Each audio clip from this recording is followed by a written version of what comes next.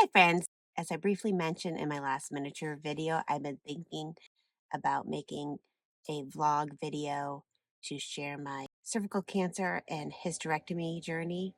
If you're new to my channel, my name is Lesley, and I create art videos, making miniatures and polymer clay sculptures. If you're here for my miniatures, this is not going to be a miniature video. This is just going to be a vlog style video. So I completely understand if you want to skip this one and just wait for my next one to come. I will be making miniatures again soon. I'm actually working on a miniature for my 1980s house. It's been a bit. I'll be working on the girls' room, the 1980s girls' room. I've just been a little distracted lately and I'm a little slower when it comes to working on my miniatures right now. But I will get back to it, so don't worry. This is a TMI warning for those who are squeamish or don't want to hear the details of, these types of things. This is a health related video, primarily women's health related. So again, if you want to skip this one, feel free to. So let's get into my cervical cancer and hysterectomy or future hysterectomy journey. Talking about all this stuff is very therapeutic for me, and I hope it might help others going through similar things, knowing that you're not alone, as well as a reminder for those with uteruses to go get your checkups, go get your pap smears. It is extremely important to keep up to date with these pap smears. They could save your life. If I look off to the side or whatnot, I have notes for myself, so I may need to look off to the notes and just so I stay on track here, because there's a lot of information to cover and I don't want to ramble too much, as I tend to do. So in this past October, it's October 2024, I had my normal checkup, my normal regular pap smear. Everything seemed routine. I went in for my pap smear. The gynecologist did what she needed to do, and I was on my way. About 5 days later, I got a call from my gynecologist. So guys, excuse me if I mispronounce things. The test results from the pap smear came back as atypical glandular cells and HPV-16 positive. So this wasn't my first abnormal pap. I had my first abnormal pap in my early 20s. And at that time, I had the results come back, and then they had me go back in for in-office type biopsy, probably the same biopsy I had recently, but at that time I was younger and I didn't really know what was going on with the biopsy, and it was not the greatest experience because the doctor at the time was not the kindest. At that time, I had the biopsy done and everything came back normal. And I went back my typical life. I ended up getting married. I have 3 children, and all pap smears after that came back normal. So I went about just normal. Fast forward to last October, went in, had the abnormal report, atypical glandular cells. So they asked me to come back for a colposcopy. So a colposcopy is just a more in-depth pap smear. They take a microscope and they can look closer to your cell walls and everything. That colposcopy doesn't always involve biopsies. So you can go in for a colposcopy, say that word 5 times, and they just look and you're good to go. In my case, they sprayed like a vinegar type of solution, which tends to like light up areas or show areas of concern. So she took 3 biopsies or 3 samples. One of the tests is an endocervical curettage. I can't pronounce that word. Alexa, how do you pronounce curettage? I pronounce that curettage.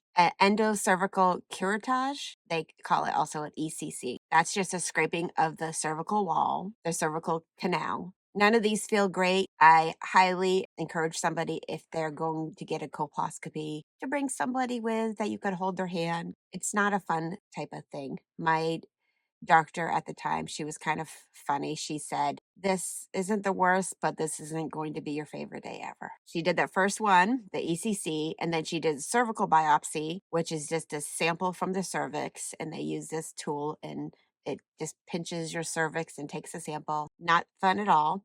And then the third one they did is an endometrial biopsy. And it's kind of like a straw like tool where they insert into the cervical wall and take a deeper biopsy. Not fun at all. Manageable, just a lot of holding my husband's hand really tight and doing that kind of thing. But it went very fast. She thought everything looked fine. She said she didn't have any concerns. She said she'd call me personally if there was anything concerned. If not, she'd have a nurse call me and just, follow up. Maybe a week went by and my gynecologist called me.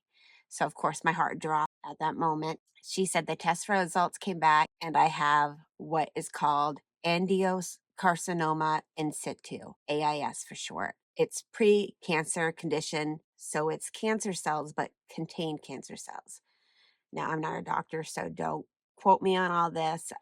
This is my understanding. So, precancerous cells contained. These are glandular cells, a type of cell that could turn into invasive cancer.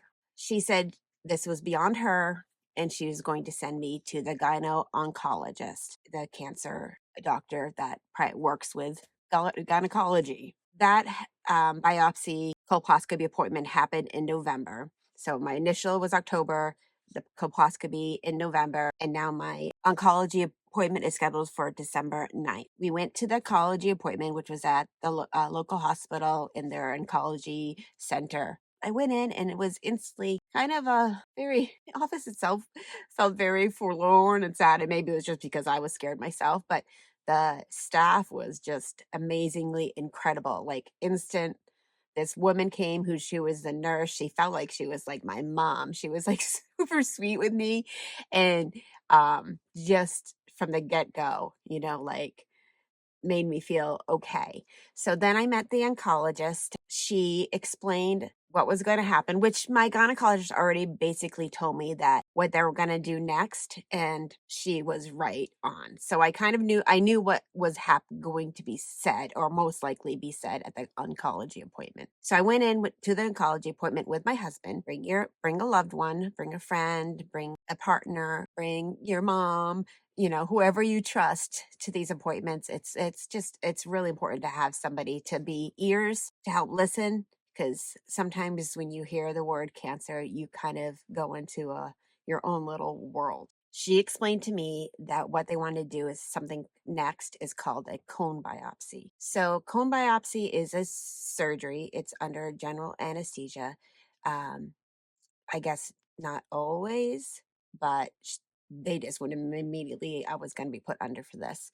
I hear that some surgeries like that, they do in office, and I would not do that at all. That just sounds horrible.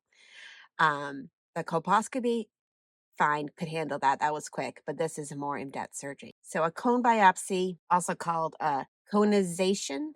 So again, if I'm mispronouncing, don't fault me. And it's also sunk in by now. This has been a couple months of this. At first, of course, when the gynecologist called me, my heart dropped that the potential of cancer scared me, and I had a good ugly cry, and I've felt all the emotions. Right now, I'm just in the research mode, so I'm not as emotional, I guess, about it. So again, I ramble, so sorry about that. So back to my oncology appointment. I'm going to get a cone biopsy. So you can get a couple of types of cone biopsy. They have something called a leaf, where it's a wire type of tool where they cut out all I could think of is it, especially being in the craft world, is like a wire cutter.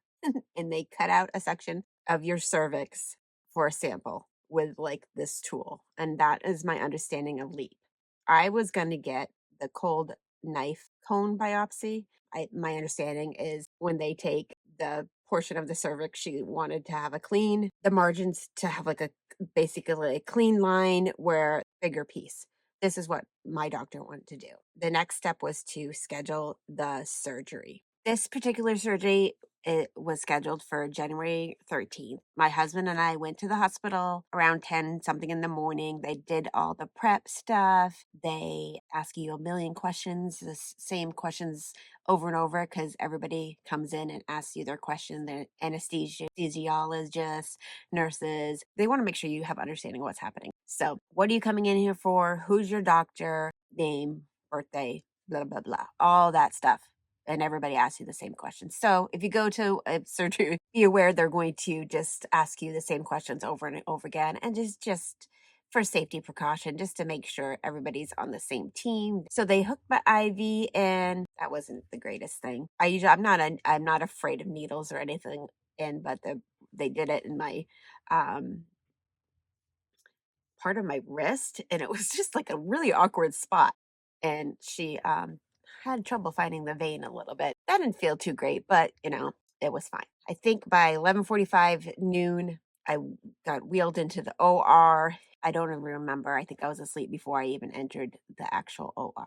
The procedure, I think, takes about 45 minutes. You wake up in recovery. It's kind of like a separate recovery room so they can kind of monitor everybody probably who's coming out of surgeries in the same location. And then once I was kind of alert, they moved me to another room where my husband would meet me. They gave me graham crackers and ginger ale, I think, is what I had.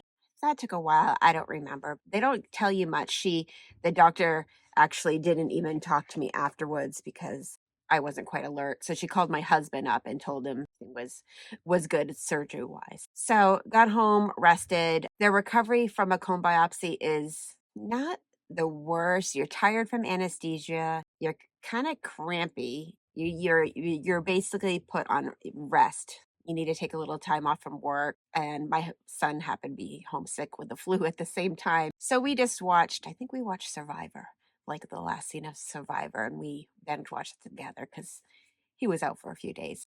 You're just crampy and uncomfortable and kind of slow moving, and it's not the worst. It's fine. A heating pad was great. I guess it would took about a week or two. I honestly don't remember to get my results back. I don't think it was 2 weeks. I think it was close a little over a week. And I found my results actually through my patient portal because I'm a searcher. I want all the information, so I kept like refreshing and getting that. So I got my lab results. That following week was my follow-up visit with the oncologist. So she went over my lab results, which I was aware of already. And my lab results came back as stage 1A1, which is early cancer. She was pretty confident that she removed it and the margins were clear, and she felt really good about everything. So now the next step is hysterectomy. Now, if your margins aren't clear, what they have you do is you go back in for another cone biopsy and you repeat the whole type of thing. They want to make sure they have a clean margin so they know the next steps to proceed. So if your margins aren't clean and your cancer is more invasive, they might go to chemo or radiation next. Thankfully, mine wasn't that, and so it was straight to hysterectomy. This type of AIS, angiocarcinoma, has what you call skip lesions. It's glandular. It doesn't just spread from one zone. It can be here, then over here, then over here. So the best way to make sure that doesn't happen and to kind of double check is to get a hysterectomy, because not in all cases there might be clearing margins during your cone biopsy, but there might be cancer up higher in your uterus that was not caught. So again, since mine was stage 1, the next step was hysterectomy. There's different types of cervical cancer. You have glandular and then you have squamous, but mine was glandular, which could have skip lesions. The best course of action is to remove everything. So she's planning to remove everything, but leave my ovaries.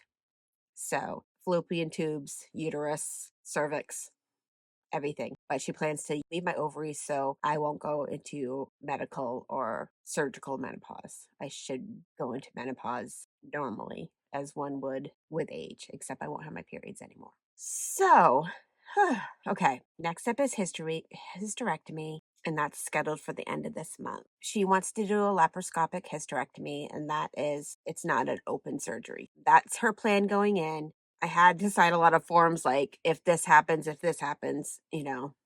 consent. I've had 3 cesareans, so she's concerned about scar tissue. If she has to change the surgery mid-surgery, she will do so. Again, if she has to take the ovaries, she will. So there's some question marks, but the plan is laparoscopic, and that will be at the end of the month. I'm a researcher. I like to know all the ifs, ands, buts, everything. What ifs? What happens if this? What happens if this? So I feel pretty confident in this decision. I'm scared about getting a hysterectomy. I had 3 cesareans and I healed very well from those, but I'm not getting those wonderful endorphins you get after having a baby. And I'm older now, so we'll see about the recovery. Okay, what I want to talk about now is cervical cancer signs. Now, cervical cancer is a cancer that they call it a hidden cancer.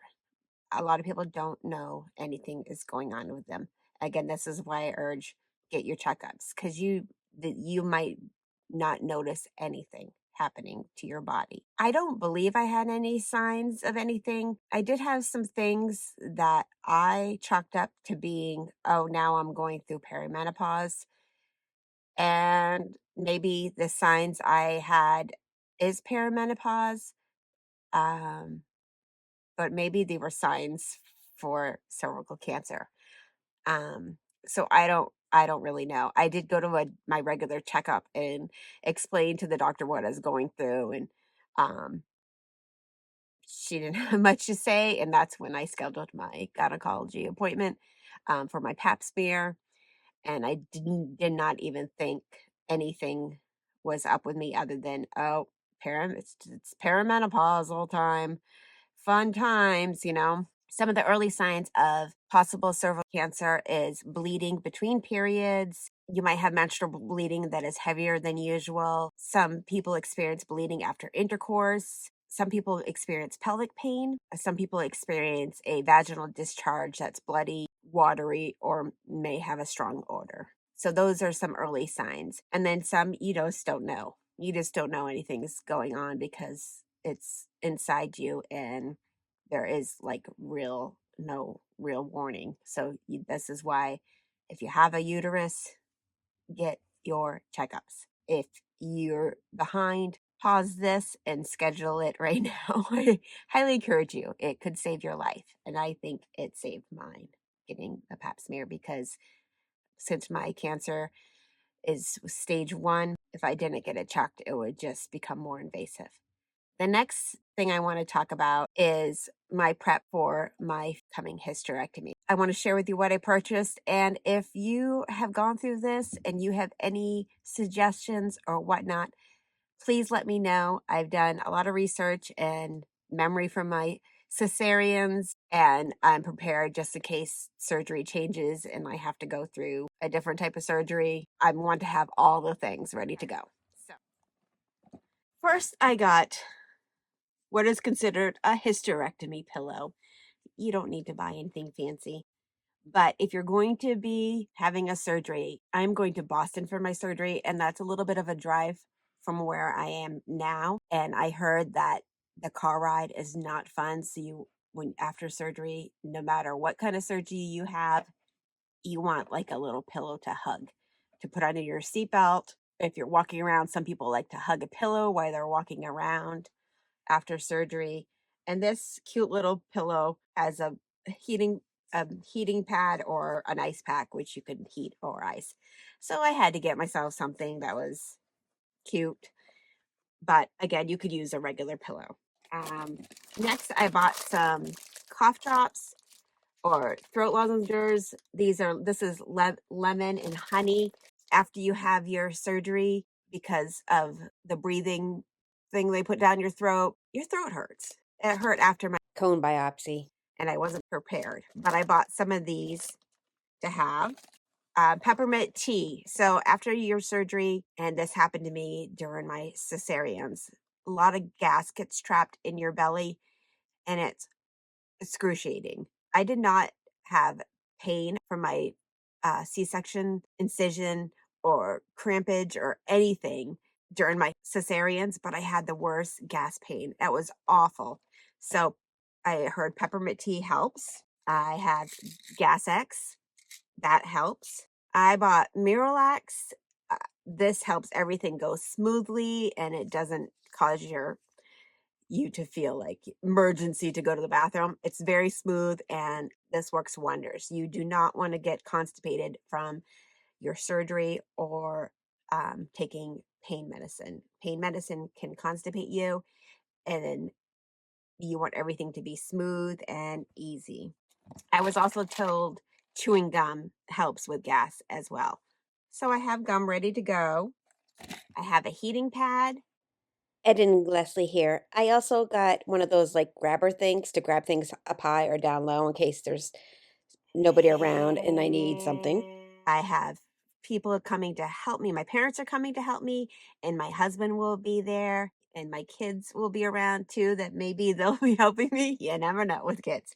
The most important thing to do, I hear, is after your surgery is to walk, not go for big walks outside, but walk around your house and get things moving. I think that's what I have prepared so far for this procedure. Let me know if you've been through this and if you recommend anything I don't have. Please leave the suggestions in the comment. I really appreciate that. I appreciate you listening to me. I appreciate your patience, those who are follow my miniature and crafting videos, that you're sticking around why there's some breaks and getting the videos out. So I really appreciate that. I appreciate everybody who's sent me kind messages and commented in really nice, kind ways. I appreciate all that. Again, I find making a vlog type video very therapeutic. If I can encourage one person to go get checked, that's amazing. If you're interested, I will make a follow-up video of how the hysterectomy went, my recovery process. I'm going to try to get some video during that, but if I'm not feeling up for it, I might not. And I might look a mess. For those who, if they have questions or want an update of how everything went, I will get that out to you. Thanks again for watching, and I appreciate you all. Any tips, tricks, and kind words of advice for post surgery, or, if you just want to share your story, I think it's really important to let people know that this happens. Get checked, get vaccinated.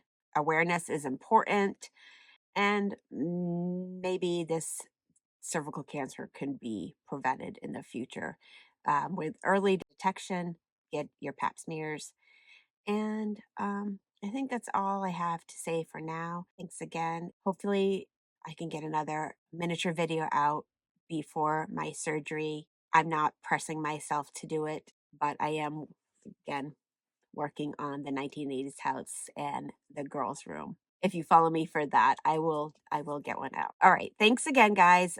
I'll stop rambling and I will see you soon.